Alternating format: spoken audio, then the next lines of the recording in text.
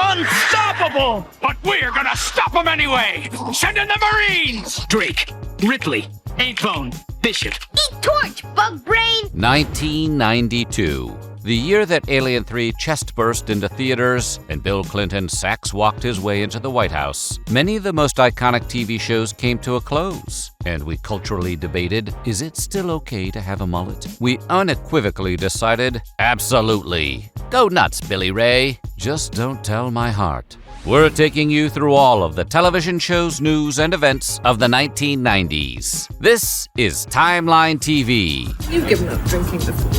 Worst 8 hours of my life.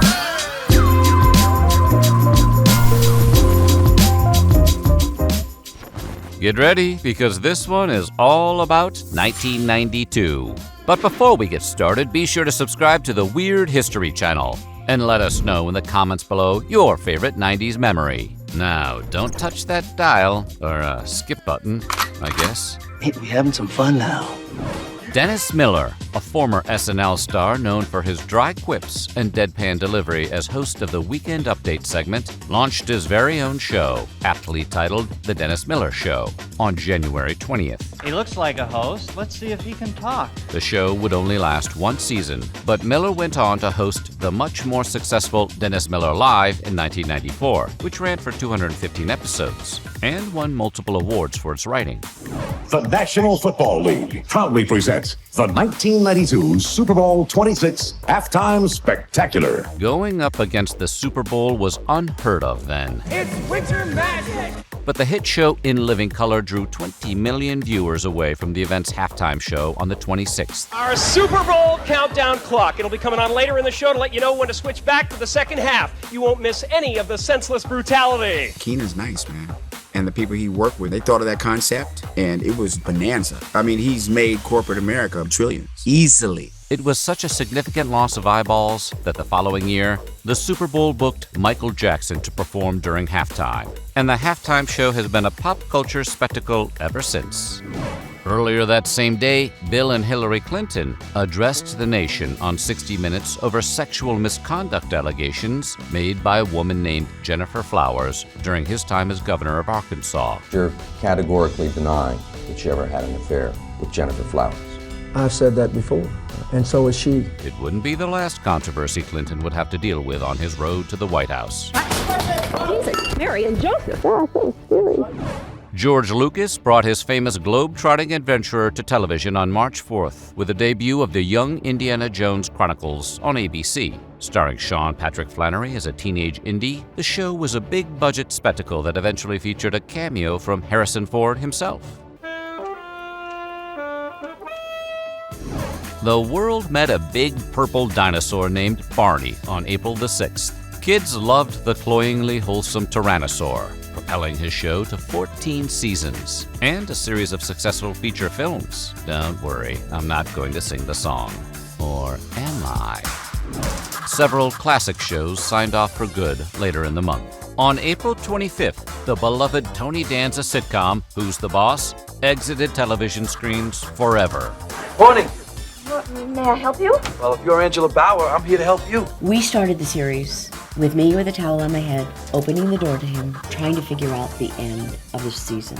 And when they told us they were going to bookend it with Tony coming back from teaching in Iowa, I said, oh God, that's going to be really hard to do. I heard you were looking for a housekeeper. Yeah, what are you doing here? I heard you were looking for a housekeeper. The show about a will they, won't they relationship between a career woman and her live-in male housekeeper was a hit for 8 seasons and introduced the world to Alyssa Milano. All of us at ABC want to thank all the people on Who's the Boss for 8 wonderful years. Now find out what becomes of Mike and Kate, Maggie, Jason, Ben and Carol on the series finale of Growing Pains next.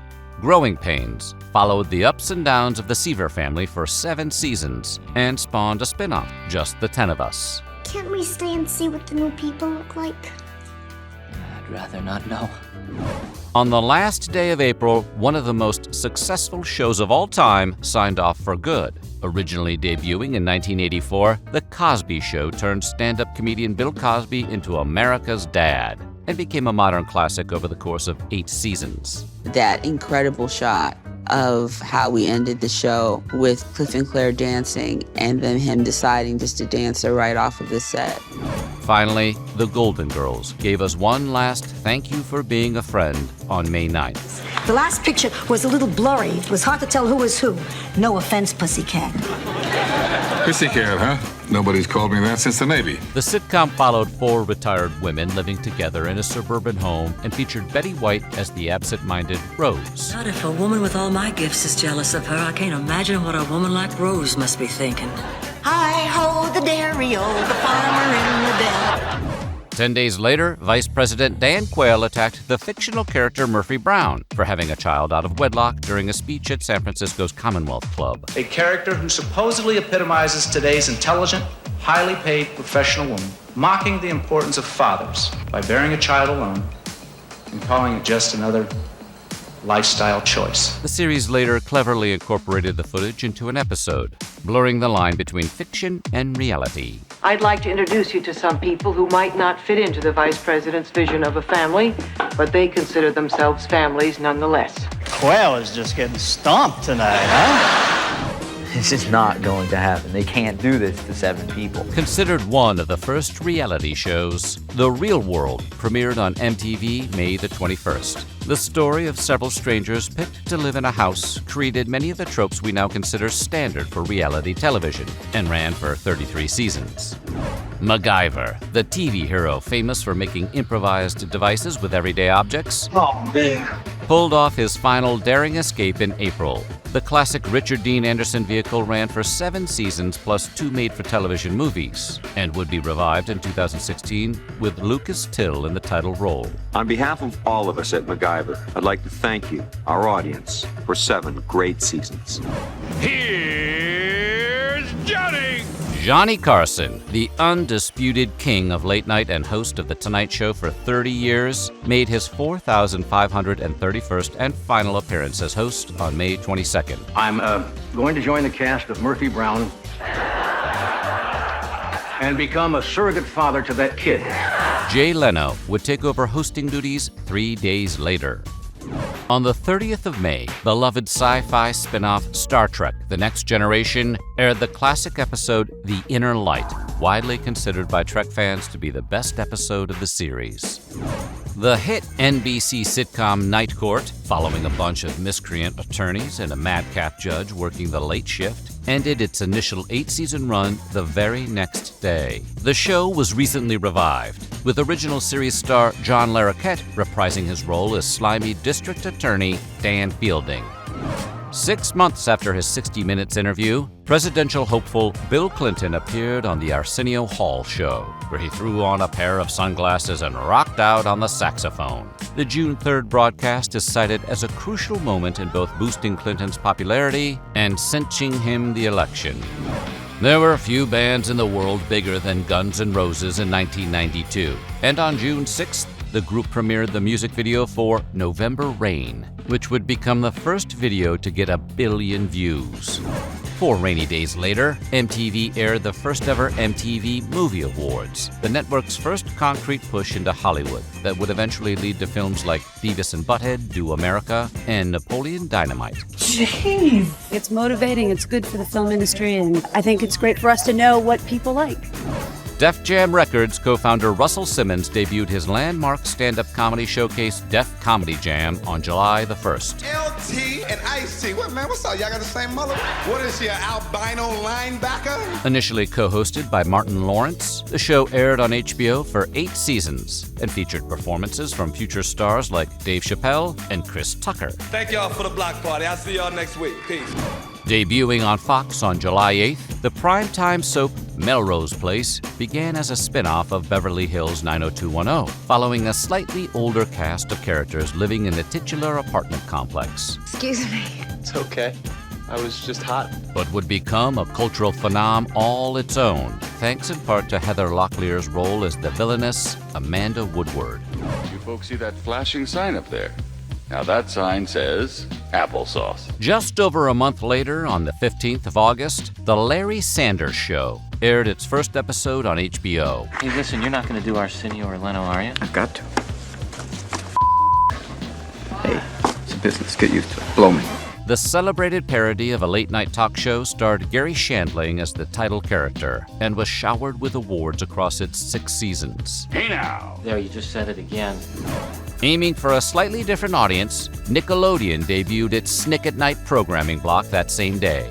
Snick. That's Snick. The Snickers. Snick's there. Snick's here. It's sneaking out. Saturday night, Nickelodeon. Featuring more mature shows for older kids, Snick at Night served as a launchpad for classic series like Are You Afraid of the Dark? And all that. Not content with his Def Jam hosting duties, Martin Lawrence debuted his own eponymous sitcom on Fox on August 27th. I want you out. I don't even know why you're still here. Step! Step!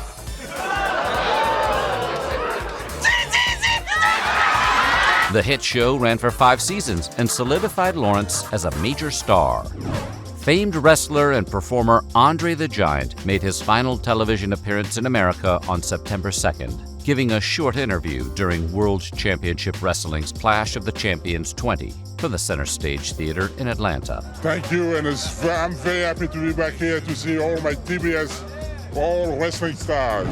3 days later, Batman, the animated series, debuted on Fox. Developed by animators Paul Dini and Bruce Timm, the series was based on the darker version of the superhero featured in the Tim Burton movies and would go on to win multiple Emmys. We call it Dark Deco, with some computer technology going for it. In my mind, it was sort of like, what if the 1939 World's Fair had gone on another 60 years or so? And the cool sense of design from the Art Deco years was in operation well up until the 90s. Today, it's considered one of the definitive adaptations of the character and one of the best animated shows ever made. 10 days later, NBC became the first network to end its Saturday morning cartoon programming. I want to be on NBC. The block of animated shows that had reigned supreme throughout the 1980s was replaced with Saved by the Bell, California Dreams, NBA Inside Stuff, and Name Your Adventure. We're betting they didn't sell as much cereal. Television history was made a second time 2 days later on September the 14th, when supermodel and future Borat star Pamela Anderson made her debut as lifeguard C.J. Parker on the international hit show Baywatch. Oh my God, Mitch, I'm sorry. I was just so surprised to see you standing there. Not as surprised as I was. Her role on the show would help transform Anderson into one of the biggest sex symbols of the 1990s. While several classic shows signed off in 1992, that September saw a handful of new hits make their debuts. Picket Fences, a quirky drama about the idiosyncratic residents of the town of Rome, Wisconsin, premiered on the 18th. Starring Tom Skerritt as the sheriff of the bizarre town, the show lasted 4 seasons and nearly did a crossover episode with The X-Files. My name is Mark Curry. We're doing my new sitcom here, hanging with Mr. Cooper. No. This is the Seavers house. I was wondering who those white people were in that picture. Hang It with Mr. Cooper, starring Mark Curry as a former NBA player turned school teacher, premiered on the 22nd. My name is Michelle Tanner. I'm the special helper of the week. Well, if I need some special help, I'm going to call my special helper. You catch on very quick. The hit series ran for 5 seasons, retiring for good in 1997. Mad About You hit the airwaves 1 day later. The sitcom about a newlywed couple living in New York became a surprise hit thanks to the chemistry between its 2 stars, Paul Reiser and Helen Hunt. I think I'm pregnant. Just kidding. Make the coffee. The show ran for 7 seasons and was revived as a limited series in 2019. Sci-Fi, the network that brought us the cult hit Battlestar Galactica reboot and the Sharknado franchise, made its humble debut on the small screen with Star Wars on September 24th. The Sci-Fi Network would be great. I think it should open up the eyes to the public. This is great. I can't wait for it to come on. On behalf of the Turner Broadcasting System, I want to welcome you to the launch of the world's only and first Cartoon Network. Cartoon Network aired its first cartoon, the Merry Melody short Rhapsody Rabbit, on October 1st. Founded by Turner Broadcasting System, the network was seen as extremely niche, with no hint of the massive success it would become.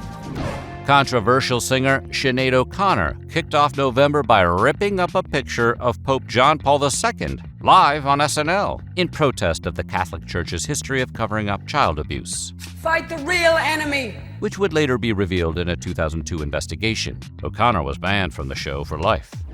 Michael Jackson's Live at Bucharest, The Dangerous Tour, beamed into households across the nation on HBO. It became the highest audience in the channel's history for a single broadcast.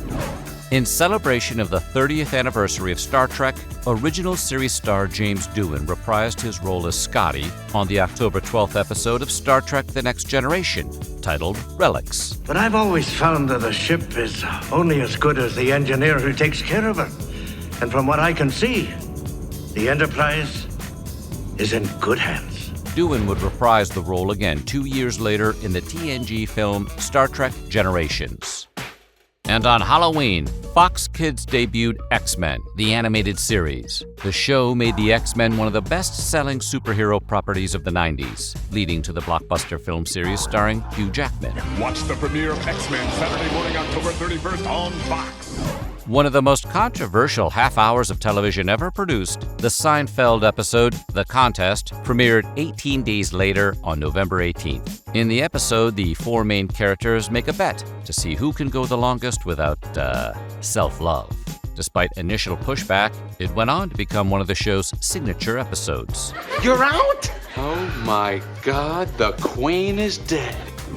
Captain Planet and the Planeteers was a socially conscious Saturday morning cartoon starring an eco-friendly superhero who taught kids about empathy and to protect the environment. On November 21st, it became the first children's animated series to mention the AIDS epidemic in the episode A Formula for Hate. I've got AIDS. Wrong. You're HIV positive. It could be years before you even get sick. The episode was inspired by the real-life story of Ryan White, a 12-year-old boy who contracted HIV through a blood transfusion. Deal with the real people. You can't get AIDS from casual contact. Right now, Todd needs your support. The power is yours. So what do you think? What was the best TV moment of 1992? Let us know in the comments below, and while you're at it, check out some of these other timeline videos.